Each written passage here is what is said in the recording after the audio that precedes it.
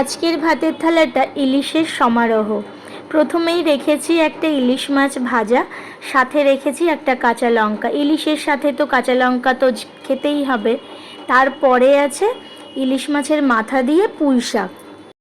দেখো, ইলিশ মাছ ভাজার তেলটার মধ্যেই আমি একটু পাঁচফোড়ন দিয়ে দিয়েছি। দিয়ে এরপর আমি শাকের ডাঁটা, পাতা, আলু এগুলোকে সিদ্ধ করে রেখে দিয়েছি।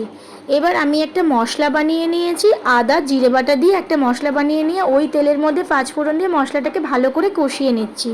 নিয়ে এবার মাছ ভাজা দুটোকে দিয়ে একটু ভেঙে দেব, যাতে ওটা মশলাগুলো মানে মাছের মধ্যে মিশে যায়। ভালো করে ভেঙে দিয়ে একটু জল ঢেলে দিয়েছি যাতে মশলাটা যাতে পুড়ে না যায়।